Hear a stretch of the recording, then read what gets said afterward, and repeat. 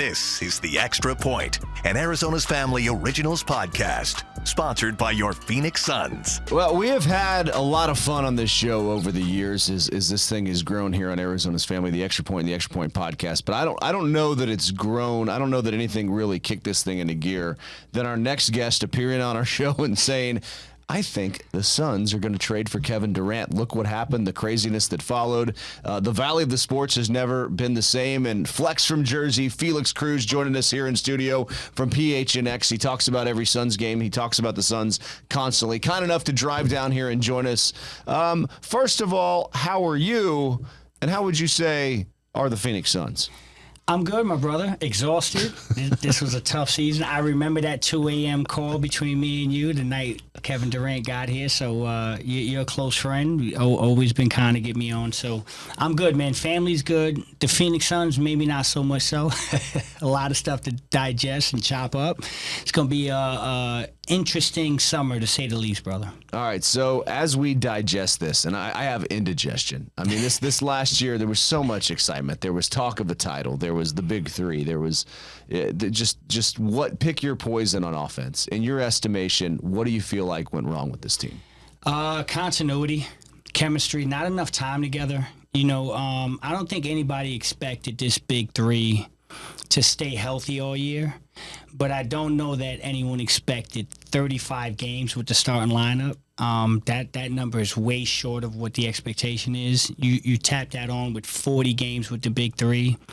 I'm actually shocked that they were almost able to win 50 games, Mark, if I'm being honest. With all those issues, continuity, shuffling of lineups, it's just really tough. So to win 49 games, which by my estimation is the third best record in the last 15 years, you tip your hat off to them, but you saw what happened in the playoffs, and I think it was a microcosm of all that stuff. Yeah, we saw the body language issues. We've kind of talked about it. And trying to really process here, okay, what needs to get fixed? And I know the Suns, decision makers are over at the facility right now kind of going through that. So is there, in your estimation, a lot here that needs to get fixed, or is there some sort of quick fix here that could really catapult this thing where we all thought it could go? Listen, that's a loaded question, so but I love it. I will say this. I don't think they're as far as people think. Interesting. I do think that there's a world where the big three works, but it's going to require continuity, chemistry, more reps together. So in this world where you bring all three of them back, do you have a better grasp on the coaching staff? Do you have better continuity in the locker room? Does that organically happen with just more reps? Because failing's good in basketball. Like, in order to get to the top, you kind of have to fail. History will show you that. Yeah. And they failed miserably. So now I don't think you're throwing the ball out anymore, Mark, and saying we're good enough to beat everybody. I think you have to look in the mirror now and say, okay, we're very talented, but are we really a team? And I think that was the disconnect all year. I think this was a basketball team that put great players together. But I don't know that they were truly top to bottom, 1 through 15, truly connected, and they were a team. So I think another year running it back, you can get some of that. With that said, that's not what I would do. What would you do?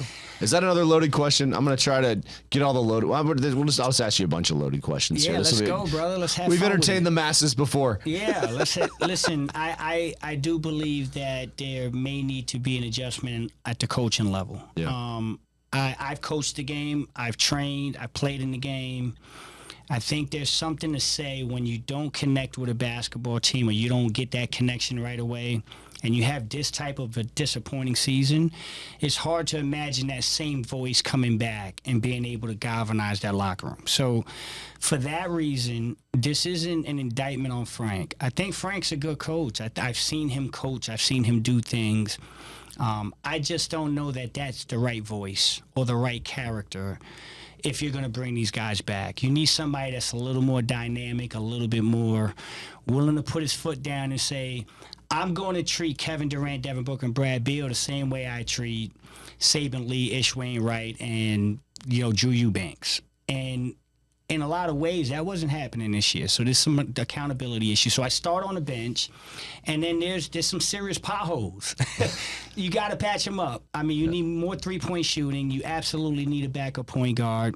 And I think there's a world where if I were running the team, I'd be resetting the center position completely. Interesting. And I love Nurk, but Right. I'd be looking to reset the center position, which are all things that could happen this summer. Which you kind of did. You did right before the season with Aiden. And I mean, I've been asking this question a lot. Here's another loaded one for you. The 2021 team that went to the NBA Finals, how would they have done in this year's playoffs? And then the team that lost last year to the Nuggets, how do you think they would have done in this year's playoffs? Ooh, a great question, man. So that 2021 team, ironically, let's talk about a conversation I had with someone close to the situation this weekend. And that 21 team remind me of the team that just beat us, the Minnesota Timberwolves. Oh, my God, that hurts. Yeah, it really did. You know, when I look at Mike Conley, I look at the savvy point guard that Chris Paul was. When I look at Jaden McDaniels, I can't help but see Mikal Bridges. When I look at DeAndre Ayton, I can't help but see Rudy Gobert and Naz Reid, those guys, right? I'm going to cry.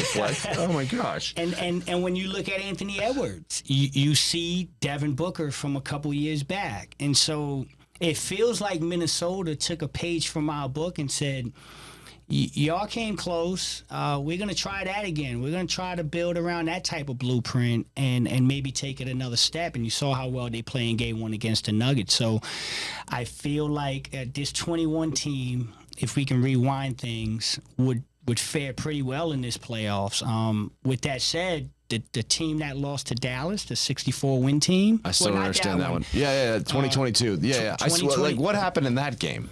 Was that just COVID? Do we think that was just COVID?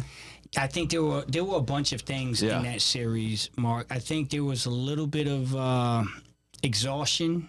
Okay, and what I mean by that is you come off that monster run to the finals. Right. And then you come back and you have a 64-win season, and you're playing that 82 games. You're trying to get franchise records. If I can rewind that season, I think the way the Suns win that season is to not worry about winning 64 games, to keep the mileage on those guys, to not get sucked in the hype and the narrative. I think they burned themselves out in the regular season. I think the Pelicans series burned them out.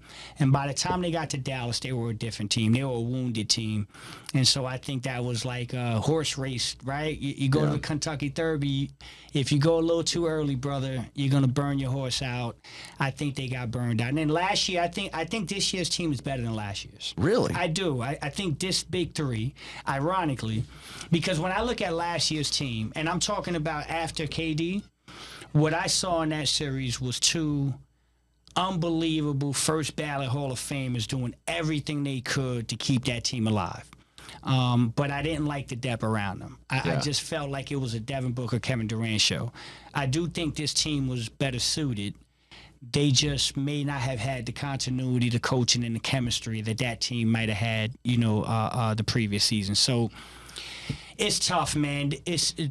I'm very conflicted with this basketball team because I do believe in them, but I do believe that if they try to run back the same thing, it's not going to work. So you have to make some moves around the edges. So short of bringing in like the basketball version of Deion Sanders, or maybe you go get Deion. I don't like, who can lead three guys making $50 million a year? That is a tough ask for a head coach. Tough ask. You want a couple names? I'm gonna throw a couple names that I like. Okay.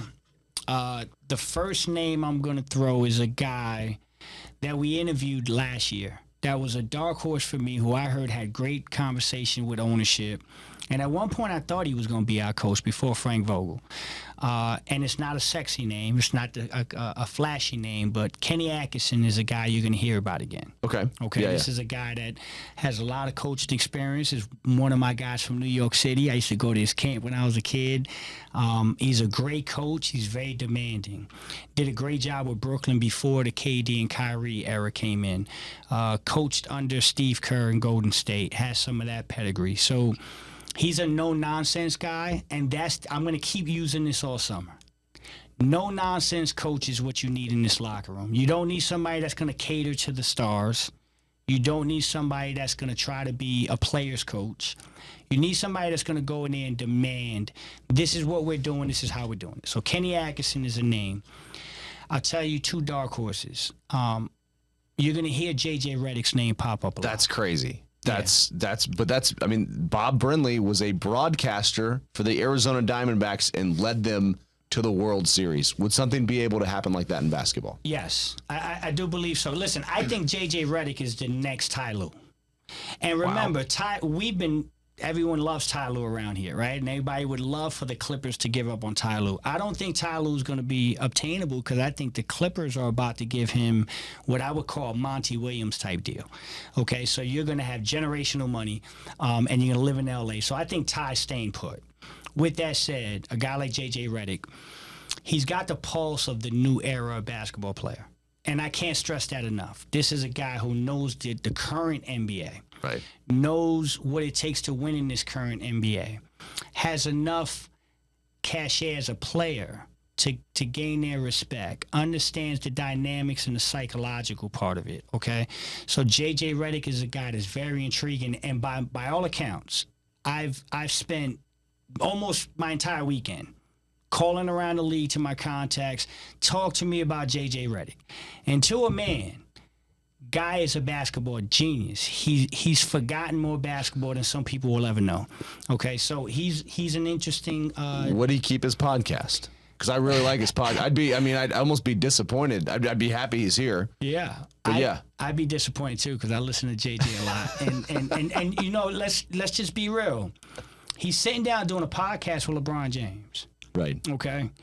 That ain't gonna happen. That ain't gonna happen. That's not gonna happen. But the level of basketball IQ that you have to be on that type of level with LeBron James, it speaks volumes about this guy. And I do think JJ's very demanding. I even reached out to people that work with him at ESPN and people in New York who have seen him operate that say, man, this guy backs down to no one. When he's passionate about something, he's gonna let you know. And that's the type of guy I think this locker room would thrive with. And so JJ's a guy to pay attention to. And then I'm going to throw another name. I can't wait. And this one, I'm fascinated by this. And I'm saying this solely if I were the owner of the Phoenix Suns or if I were the GM of the Phoenix Suns, there's no way I'd have a coaching search without reaching out to Becky Hammonds. Yeah. There's no way. The pop coaching tree. She wins championships. There you go. Yeah. She's a winner. I love it. Every level, Mark, at every level, this woman is won. Yeah. She has the respect of basketball players all over the world. She comes from the Popovich tree. Yeah. That would be a historical hire. Can she play point guard also? I would ask her. That'd be part of it. Hey, Becky, listen, you want to come coach? By the way, you still got some in the tank? Because I could use you at point guard. But no, I think that would be monumental because one thing I will say about Becky Hammonds is she'll walk in that locker room, and no one would want it more than her. And so you're not going to get an undisciplined team. You're not going to get a team that's not paying attention to details. You're not going to get a team that's going to get lost in awareness during the game because she's going to be put in a situation where she's the first female NBA coach ever. And I think that galvanizes a room. That's contagious. I think she'll come in and do a great job. Now, I just threw 3 names at you, all different levels and criterias. But I think all 3 of them are absolute situations where you have to at least have conversations with those 3 individuals. And then Mike Budenholzer is another guy I think they'll talk to. Guy who's from here. And to be fair, Frank always treated us well. I think his wins this year are bowl, the development there. Yeah. He didn't have Grayson Allen in the playoffs. That's right. You hate to see anybody lose their job, but it certainly feels like it is trending that way. Do you feel like it's trending that way where there will be an announcement here? Yeah, I tweeted last night. I spoke to some contacts yesterday that told me they would expect a decision sometime today or no later than Tuesday. And so I do expect something to come out, whether it's later today or tomorrow. But I will say this, Mark. Matt Ishbia, the leadership with the Suns, they've spent several days vetting this out. They spent several days having conversations with particular players, people in the front office. If you'd asked me this on Friday, I would have told you I would bet a mortgage that Frank Vogel would be replaced. As the weekend has progressed and we're now into Monday, it seems like there may be a bit of a shift, and there's more intrigue and potentially giving Frank another shot. So, and again, this is why you have conversations, right? You don't do things. I can be prisoner of the moment in the last conversation I had constantly. There we go. Yeah. So you got to be rational about everything, and to respect what the process that Matt Ishbia is having. I don't think they're just going through the motions. I think they are genuinely hearing everyone out and sitting out as a collective group and saying, okay, is there a world where we bring Frank back and we tighten up the screws a little bit and we try? So it's gonna be interesting, brother. Right. I would say 60-40 he doesn't come back, but that 40% is gaining steam. So it could be 50-50 tomorrow. If you were to run it back, is there a screw tightening strategy that you feel like gets this team to the potential that we thought it would get to? Yes, I do. If you bring back the big three and you bring Frank, I think the first hire on your bench has to be someone that can have the respect of that locker room. And I wonder myself if J.J. Redick is not perfect for that role. I wonder if you bring Frank back and you say, hey, we're going to make J.J. Redick the highest paid assistant in basketball. Put Coach K next to him? Coach K, my boy Jay Wright, Villanova. I mean, don't let me do it. Yeah. Don't let me do it. And Flex right next to him. Yeah, that's what we're doing. If you need somebody to go tear the paint off the locker room walls, Flex is your guy, I'm guessing. Brother, they don't want me on the bench. They don't want Coach Flex. Ask some of my I want Coach kids. Flex. I'm going to campaign for this. Yeah. There is a way, though, Mark. There is a way. No, I do believe it. I don't think they're as far as people think. They need a point guard. Like a starting point guard, like if Chris Paul's available on the veterans minimum, would that make sense? Or absolutely. What about drafting one? I think this team is ready to win now. Yeah. And I don't know that as long as there's pick swaps attached to some of these picks, I know this one, as long as we still owe people picks, I think they're always going to look towards potentially packaging that pick for a guy that's ready to play right now. Yeah. So I wouldn't be surprised if you go into the the draft June 22nd and the Suns are looking to trade 22 and potentially even 31, the year 31 pick, to try to get a player to come in right now and help. Because I think they know if they're running back, this window's 2 years and they got to do something. But yeah, Chris Paul. I mean, I'd be calling Chris Paul immediately and saying, come and play 14, 18 minutes off the bench every night, get us into our offense, take some pressure off of the big three, and just be the basketball savant you are. You're not the Chris that we had for the finals. Once he hit 37, that kind of ended, which was crazy. That was right before that Dallas loss. That's right. He had 28 Was it 37? points. Yeah, 37. You're nailing it. Yeah. You know your stuff, Mark. Don't second guess I lived it. He was 36 when he played the Mavericks. He had 28 points in that game, and then he celebrated his birthday. And then the next 5 were very, very forgettable. So, but Chris would be interesting, man. A guy like Chris you should bring in. And you need a wing defender. And again, in this new NBA, you need 2 things at the center position. You need a center that can put pressure on the rim in the pick and roll. Yeah. And you need a center that can shoot the 3 ball. And I don't care how you get that guy. Sometimes you might be blessed to get him in one individual. Yeah. But in the situation the Suns are in, it may have to be one guy that can rim roll and one guy that can shoot the 3. I love Yusuf Nurkic, but he can't shoot the 3 or put pressure on the rim. I do love when he brings the ball up the floor. Is Maxi Kleba available? He's always hurt.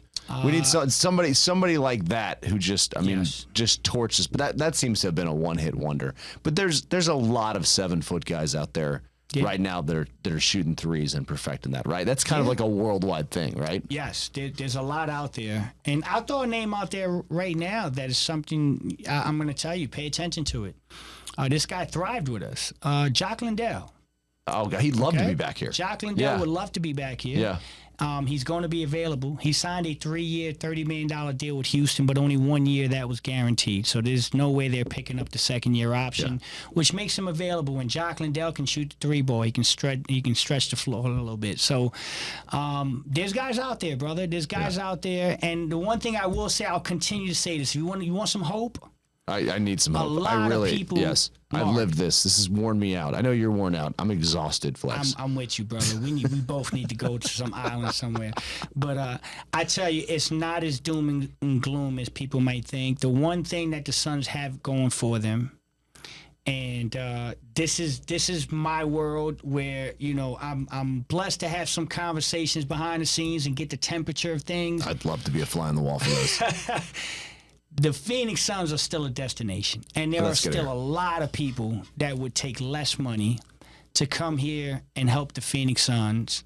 And I'm going to throw what Grayson Allen did this year, he was a throw-in in the DeAndre Ayton trade, and he ended up making $70 million out of it. And so there are players right now that are in similar situations saying, wow, if I can go there and sacrifice a year, I may come out with a bigger bag than I went in with. So people want to be here, brother, and it's going to get spicy. We're going to be here again. There's going to be some names you're not going to believe. It's going to get spicy this summer, and so that's why I think there's still a path. Well, and it's always so fun to talk about it and always so fun to project. As we project this summer, though, it looks like Big Three, they're here for a couple years, right? Yeah. But is there going to be anything dicey out there that any type of, contracts coming up, anything that we don't foresee that could make this super interesting, that could make somebody uncomfortable? Yes, unequivocally. Really? Okay. And unfortunately, it's with Kevin Durant. We have a Big Three. Kevin Durant is signed for 2 more years. We got Brad for 3, and Book's on the beginning of a Supermax. Here's the dynamic with Kevin Durant. He's up for an extension. Okay, so he has 2 years left, but he's up for a 2 to 3 year extension this summer. And I think that is going to be an organic situation that's going to unfold. And if the Phoenix Suns in any way, shape, or form make it clear that they're just interested in the next 2 years of Kevin Durant and are not interested in going that far down the road into age 38, 39, 40, that could spark some things. No question about it, that could spark some things. Because if I'm Kevin Durant and I'm looking for longevity or commitment long term, and the Suns don't come to the table with that, naturally you gotta question if this is the right place. And so this isn't a knock at Kevin Durant, this is business. And so if the Suns don't offer that extension, I think we can be in July talking about potential situations with Kevin Durant. So that would seem like that would lead to a case where you do break up the Big Three. You could. Do you feel like that's on the table, breaking this whole thing up? I don't think they want to, but I think that if it gets to the point, again, organically, where this is just a fair conversation between a team and player, and there's a reason to think that long-term there's not a match, then, yeah, I think you'd have to entertain. And the one thing I will say unequivocally, again, this is not a shot at Kevin Durant. Kevin Durant's very good. He's a top 5 scorer in the NBA. He had one of his best defensive seasons in 10 years. He's under contract for 2 years.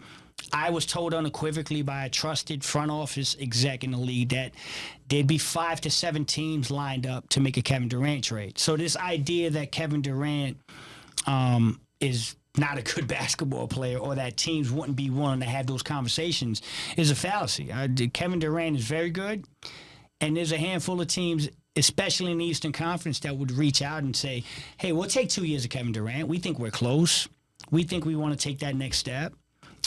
Let's talk. And if that gives you 2 or 3 starters for the Suns, you have to think about it. You absolutely do. Brad Beal would be in that conversation, except he has a no trade clause. But I know that is that something you think is going to hinder? Like, could he and his agent put together a deal to get out of here? Yes. If he's that unhappy. Yes, I don't want to say he's unhappy. Yeah. But what I will say is I don't believe there's anything that is keeping Brad Beal attached to this situation. He just got here. He's 30 years old. He sacrificed a lot, Mark. Yeah, I think he did. Yeah. this is a guy that was getting 22 to 23 shots a game, averaging 30 a game when he was with the Wizards. And you look at the box score now, and he's getting 12 shots, getting 13 shots, right? And so naturally, at 30 years old, with his contract only having 3 years, I would imagine Brad Beal believes his basketball future is going to exceed year 33, right? Age 33. And so if there's an opportunity to go somewhere else that fits him and his family and puts him in a number one option or a number two option to potentially extend his career and make more money, I don't see how he would refute that or go away from that. So there's going to be options. I think Kevin Durant, the contract extension, is going to open up a window for that conversation. And I think that Brad Beal at some point, depending on how we continue to build around, if he sees that he's not going to be the number one or number two guy and he's hitting towards the third or fourth guy, basketball-wise, it may be better to just say, okay, I'm taking that no trade-off. Let's work together and find some way that fits for everybody. So everything is possible this summer. I'm not saying that's all going to happen this summer, but everything is possible. The idea that you can't move Brad Beal is not true either. All right, last one for you. Stephen A. Smith goes on record and says that Book wants to be in New York. Mm-hmm. That doesn't seem like that fits from what I see from around here. Do you feel like there's a path? I mean, what I'm most worried about here is Devin Booker's 28 years old? 27. 27. 20, yeah. So he's as he's getting older, and he looks at Bradley Beal, who's 30, and I mean, Durant's still playing well at his age, but is the championship pressure going to get so much that Book's going to have to say, I got to go chase it somewhere else because it's not happening here? I don't think it's in his DNA, Mark. I'm going to say something that I said recently on the show. Devin loves Phoenix. I think he believes this city has gotten around Devin in a way that not many athletes ever feel. And so I do believe that Phoenix is Devin Booker City. I'm going to say this unequivocally. Quite frankly, like my man Stephen A. would say. Yes. Right? However, yeah. Right. There is absolutely no truth to anything about Devin Booker and the Knicks. None whatsoever. Stephen A., I love him. He's from Hollis, Queens. I've said this before. We run in the same hood. We know a lot of the same people. Did you ever hoop against him? I didn't hoop against him, but again, he's from Hollis, Queens. I'm a New York guy, New Jersey guy. I know people in his circle. I was in the elevator with Stephen A. at the NBA Finals, but he don't want me to tell this story. Oh, tell it. Yeah, tell it, please. But he was on the podcast once. Hopefully he'll come back. You want the story, Stephen A. story? Yeah. I'm me, Stephen A., Stephen A. security, and another person are in the elevator after Game 2 of the NBA Finals. And there's a guy in the back, the one individual, I don't want to say who he was, drank a little too much, and he yells out at Stephen A., "Hey, bro, you still want to trade Devin Booker for Kyle Kuzma?" And we just started laughing in the elevator. And then Stephen A. security was like, all right, enough of that, bro. But no, listen. I forgot about that. That's what he wanted to do. He said that publicly. Was that Lakers Kyle Kuzma? Lakers Kyle Kuzma, yeah. That's what it was. Wow. Yeah. So Stephen A. is always talking a little crazy. But no, listen, all that smoke is naturally, I will say this real quick, that's coming from Madison Square Garden. They love Devin Booker. There are people behind the scenes that have had, documented relationships with Devin. And so they love to get Devin Booker. But there's no smoke to that. Devin wants to be here. He wants that statue outside. He wants to be Kobe. He wants to be Dirk. He wants to be a guy that plays with one team his whole career. And so I think that's his focus right now. You can never say never, but for right now, I don't think there's any smoke to that. You always come in here and calm all our fears, so thank you.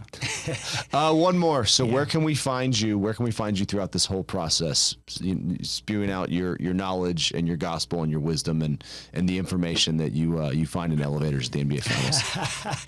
Listen, at Flex from Jersey on all major platforms, and at PHNX Suns, All City Network, Monday through Friday, 3 p.m. Anything that happens during the off-season emergencies, I'll be there. So yeah, give us a holler, check us out, and whenever you need me. Oh, but you're always so kind with your time, so we appreciate you coming down here in person. We were talking about this probably about a year ago. Yes. That you have to make an appearance in studio. I'm mind blown. This place is awesome. Yes. You're spoiling me too much, Hey, brother. come back anytime. We'll get you an office right down the hall. I got you, bro. Awesome. Thanks so much, man. Appreciate it. You got it, my man. This is The Extra Point, an Arizona's Family Originals podcast, Sponsored by your Phoenix Suns.